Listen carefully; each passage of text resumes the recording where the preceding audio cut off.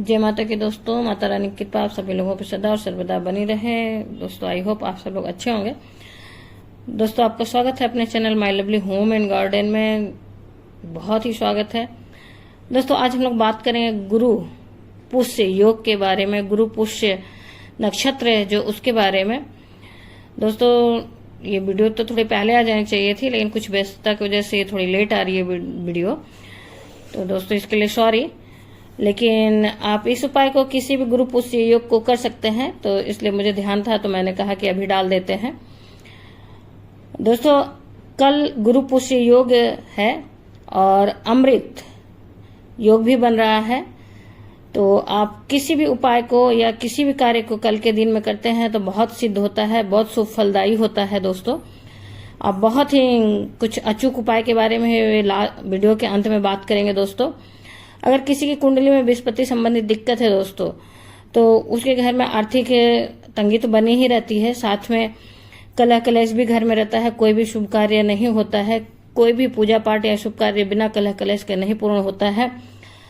तो इस तरह से बहुत सारी दिक्कतें होती हैं जिनके कुंडली में गुरु ग्रह अगर सही से नहीं है, गुरु की दशा सही नहीं है, गुरु की स्थिति सही नहीं है, तो दोस्तों बहुत परेशानियां होती हैं। लेकिन कल का जो योग बन रहा है गुरु पुष्य योग, इस नक्षत्र में, इस योग में अगर आप गुरु संबंधित कुछ उपाय करते हैं तो उससे आपको जो कुंडली संबंधित दिक्कत परेशानी है उससे भी आराम मिल जाता है। तो आगे हम लोग जानकारी के बारे में बातचीत करेंगे। दोस्तों इससे पहले आपसे एक अनुरोध है कि वीडियो को पूरा देखें, स्किप कर करके ना देखें, क्योंकि अधूरी जानकारी का कोई मतलब नहीं निकलता है। और वीडियो की जानकारी अच्छी लगे तो लाइक जरूर करें, क्योंकि आपके लाइक से ही हम लोगों को ऊर्जा मिलती है दोस्तों। और कमेंट करें, उसी से पता चलता है कि आपको वीडियो अच्छी लग रही है। दोस्तों वही एकमात्र जरिया है, लाइक और कमेंट है, कि आपको वो जानकारी उपयोगी लग रही है। दोस्तों फिर अगर जानकारी उपयोगी लगे तो अपने फ्रेंड्स और फैमिली में जरूर शेयर करें, जरूर एक दूसरे को भेजें, ताकि उनके भी जिंदगी में कुछ खुशियां आ सके, जिनके भी जिंदगी में दिक्कत परेशानी चल रही है। किसी भी तरह का दिक्कत परेशानी हो, चाहे बच्चों का पढ़ने के मन न लगते हो, बच्चों की पढ़ाई लिखाई अच्छी नहीं हो, संतान संबंधित दिक्कत हो, किसी का विवाह नहीं हो रहा हो, हर दिक्कत परेशानी के लिए ये उपाय रहेगा। दोस्तों इस उपाय को करने से हर तरह की दिक्कत परेशानी से छुटकारा मिलता है। तो दोस्तों कल का जो योग बन रहा है गुरु पुष्य योग, बहुत ही शुभ फलदायी है। यह अमृत योग भी बन रहा है। कल ये सुबह से ही शुरू हो जाएगा और परसों सुबह तक रहेगा, सारे दिन का कल गुरु पुष्य योग है। दोस्तों कल जो बृहस्पतिवार को पुष्य योग बन रहा है उसे गुरु पुष्य योग बोलते हैं, और इसी तरह से रविवार के जो पुष्य योग बनता है उसे रवि पुष्य योग कहते हैं। इस नक्षत्र के जो गुरु पुष्य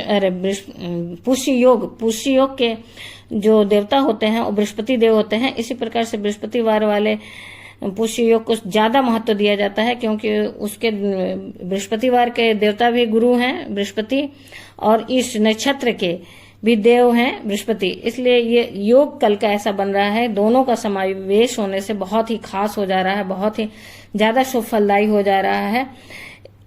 कल के दिन इस पुष्य योग में अगर आप कोई भी कार्य करना चाहते हैं तो बहुत ही शुभ फलदायी है। दोस्तों आप यदि कोई भी प्रॉपर्टी खरीदना चाहते हैं, घर हो गया, या फिर किसी भी व्यापार की शुरुआत करना चाहते हैं, या किसी दुकान की शुरुआत करना चाहते हैं, या कोई भी कपड़ा खरीदना, बर्तन खरीदना, जेवर खरीदना, या फिर विद्या आरंभ करना चाहते हैं, या फिर कोई भी पूजा पाठ करवाना चाहते हैं, तो कल का योग बहुत ही शुभ है, बहुत ही विशेष है दोस्तों। और कल के दिन में आप इसे जरूर कर सकते हैं, और कल करेंगे तो इसका ज्यादा ही लाभ आपको मिलेगा। तो दोस्तों कुछ भी करने के लिए कल का दिन श्रेष्ठ है, सिवाय शादी विवाह के। कल के जो पुष्य योग है उसमें सिर्फ शादी विवाह नहीं होती है, पुष्य नक्षत्र में शादी विवाह सिर्फ नहीं होता है, अदरवाइज सब कुछ किया जा सकता है। दोस्तों कल खास करके लक्ष्मी श्री हरि विष्णु जी और लक्ष्मी माता को प्रसन्न किया जाता है, कल उन्हीं का दिन है। वैसे भी बृहस्पति विष्णु भगवान का ही दिन होता है। पुष्य नक्षत्र में भी लक्ष्मी माता और श्री हरि विष्णु जी को ही प्रसन्न किया जाता है। दोस्तों उन्हीं का विशेष ये दिन होता है, ये नक्षत्र होता है। इसलिए दोस्तों कल के दिन में कोई भी काम करना बहुत ही श्रेष्ठ होगा। बिना सोचे आप कोई भी कार्य शुरू कर सकते हैं या कोई भी खरीदारी कर सकते हैं। तो इसकी शुरुआत जो है कल 27 अप्रैल के दिन में हो रहा है। ये पूरे दिन का रहेगा, कल सुबह से लेके परसों सुबह तक रहेगा दोस्तों। तो इसे जरूर आप करें। और दोस्तों आप अभी तक मेरे चैनल पर नए हैं तो मेरे चैनल को सब्सक्राइब करें और बेल नोटिफिकेशन जरूर दबाएं ताकि आने वाली वीडियो की जानकारी आप तक समय से पहुंच सके। फिर दोस्तों कमेंट करें और कुछ भी जानकारी चाहिए उससे संबंधित आप कमेंट बॉक्स में लिख सकते हैं ताकि मैं उससे संबंधित वीडियो बना सकूं और आपकी मदद कर सकूं। और दोस्तों जय माता की जरूर कमेंट बॉक्स में लिखें, इससे सकारात्मक ऊर्जा उत्पन्न होती है, वातावरण में एक पॉजिटिव वाइब्रेशन होता है। फिर हम लोग जानकारी शुरू करते हैं। दोस्तों हम लोग बात कर लेते हैं इसकी टाइमिंग क्या है, इसकी शुरुआत कब बजे हो रही है।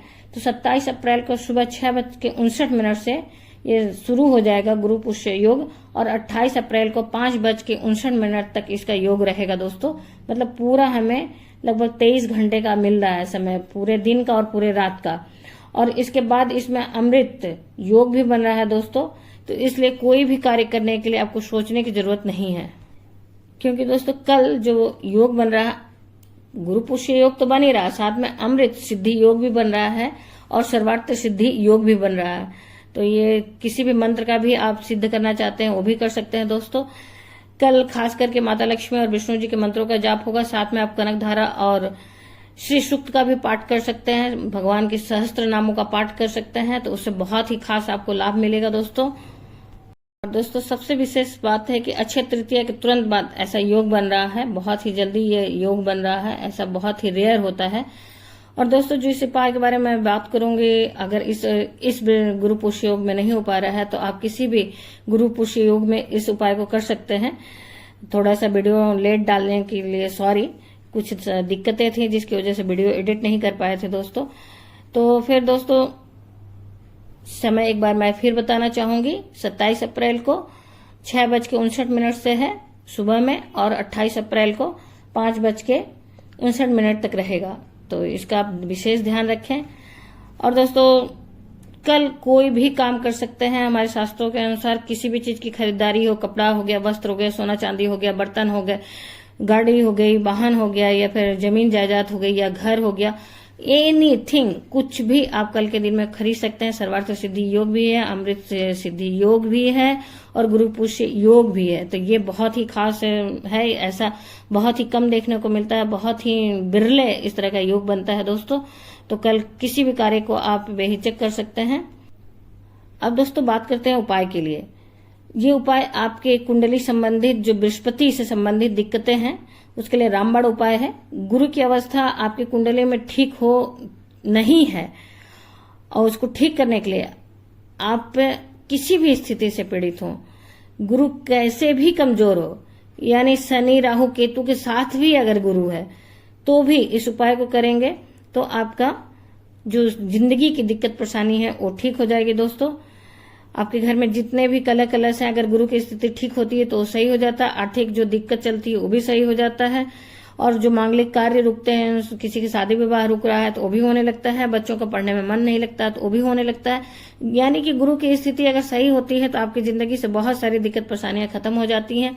अगर मान लीजिए किसी के कुंडली में गुरु विपरीत स्थिति में है तो शादी किसी तरह से हो भी जाती है तो भी उसके वैवाहिक जीवन में खुशियां नहीं होती हैं, दिक्कत परेशानी होने की वजह से, आर्थिक तंगी होने की वजह से, संतान प्राप्ति होने में लेट होने की वजह से कलह बना रहता है। तो इस उपाय को अगर करते हैं तो उनके लिए भी अति फलदायी होगा और बहुत ही शीघ्र ये उपाय जो है शीघ्र कहा जाए कि आपकी जिंदगी में शीघ्र फल दिखाता है, शीघ्र इसका लागू होता है। इस उपाय को करने के लिए दोस्तों कल गुरु पुष्य योग है तो आज बुधवार के दिन ही, आज शाम को आप एक दिन पहले ही शाम को केले के वृक्ष में पूजा करने जाएंगे, निमंत्रण देने जाएंगे।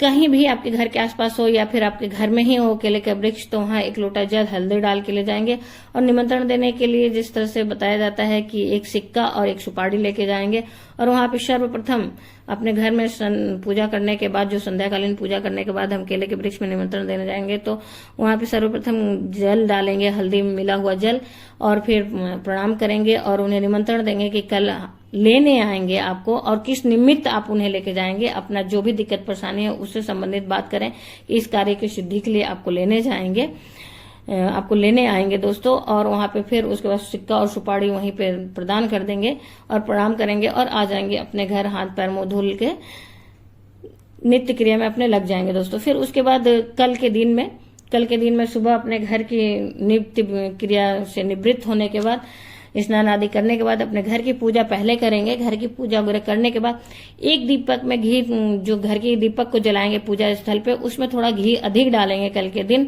ताकि हम केले के वृक्ष तक जाएं और वहां पूजा करके केले के वृक्ष के जड़ को ले आए। तब तक हमारा ये दीपक जलता रहे, हमारे घर में आने के बाद तक ये दीपक जलता रहे और घर में पूजा करने तक ये दीपक जलता रहे। इसलिए इस बात का ध्यान रखें कि जब आप जाएं तो इसमें कमी न हो घी की, और शुद्ध घी का दीपक जलाएंगे दोस्तों। तो फिर उसके बाद कल के दिन में आप ये कल किसी भी समय में कर सकते हैं, सिर्फ ये याद रहे कि संध्या काल में न करें, कल संध्या काल के पहले कभी भी कर लें। तो कल आप किसी भी समय जाएंगे, केले घर के पूजा वगैरह करने के बाद सुबह में कर लें तो अति उत्तम है। अपने स्नान आदि निवृत्त होने के बाद, घर की पूजा करने के बाद दोस्तों, पंचोपचार विधि से जो विधि विधान से आप घर में पूजा करते हैं कर लें। करने के बाद जिस भी इष्ट देव का पूजन करते हैं कर लें।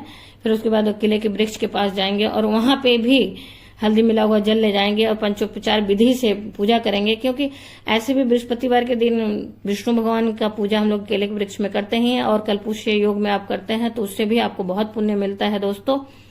तो इसको आप कल वहां जाके पंचोपचार विधि से पूजा करें और उनसे प्रे करें कि मैं आपको लेने आया हूं और लेके जाऊंगा अपने घर, अपने इस कार्य के निमित्त।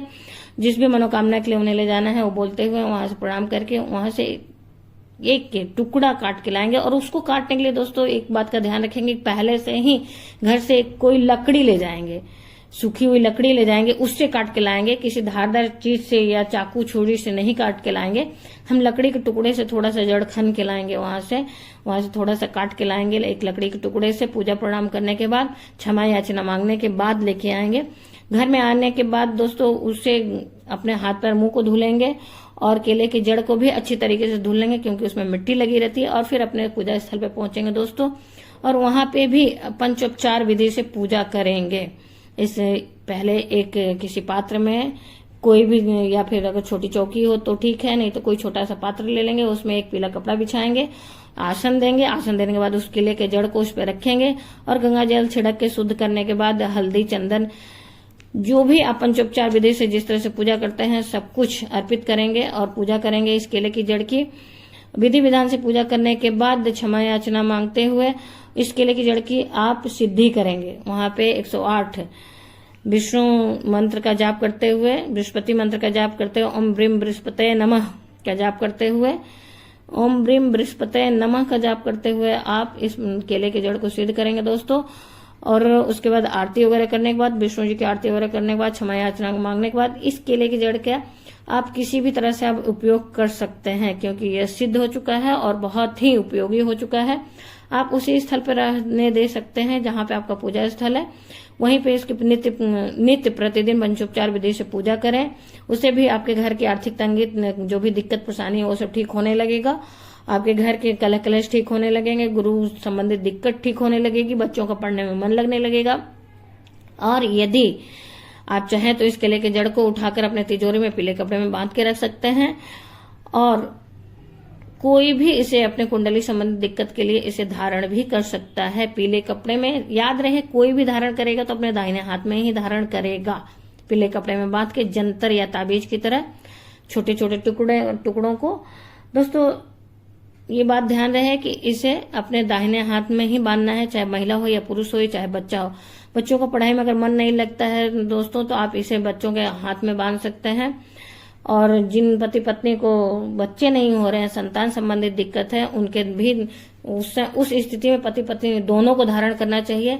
और किसी बच्चे का, लड़के या लड़की की अगर शादी नहीं हो रही है तो वो भी इस केले के जड़ को धारण कर सकता है, तो उसकी कुंडली संबंधित दिक्कत बहुत जल्दी शीघ्र समाप्त हो जाती है। दोस्तों ये तो रही आज की जानकारी। दोस्तों जानकारी आपको उपयोगी लगी हो तो जरूर से लाइक करें, अपने फ्रेंड्स और फैमिली में शेयर करें। दोस्तों फिर मिलते हैं एक नई जानकारी के साथ एक नई वीडियो में। जय माता की दोस्तों, माता रानी की कृपा आप सभी लोगों पर सदा और सर्वदा बनी रहे। धन्यवाद दोस्तों। आप अभी तक मेरे चैनल पर नए हैं तो मेरे चैनल को सब्सक्राइब करें और बेल नोटिफिकेशन जरूर दबाएं ताकि आने वाली जानकारी आप तक समय से पहुंच सके। दोस्तों लाइक शेयर और कमेंट जरूर करें, इससे हम लोगों को साहस मिलता है, मोटिवेशन मिलता है, क्योंकि वीडियो बनाने में बहुत मेहनत लगता है दोस्तों और जानकारी कलेक्ट करने में भी बहुत मेहनत लगता है। धन्यवाद दोस्तों। दोस्तों एक बार और आप ये उपाय नहीं कर सकते तो कोई बात नहीं, लेकिन कोई भी कार्य सिद्ध कर सकते हैं, कोई भी खरीदारी कर सकते हैं, चाहे वाहन हो, चाहे प्रॉपर्टी हो, चाहे घर हो, चाहे कुछ भी, चाहे ज्वेलरी खरीदना चाहते हो, चाहे गहने खरीदना चाहते हो, चाहे सोना चांदी, कुछ भी खरीद सकते हैं दोस्तों।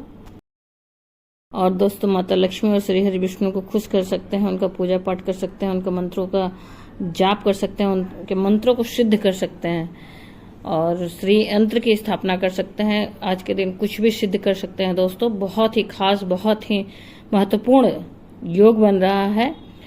सर्वार्थ सिद्धि अमृत योग बन रहा है दोस्तों। तो इन सब कार्यों को कर सकते हैं और आशीर्वाद प्राप्त कर सकते हैं और अच्छे धन की प्राप्ति कर सकते हैं दोस्तों, अच्छे सुख समृद्धि की प्राप्ति कर सकते हैं।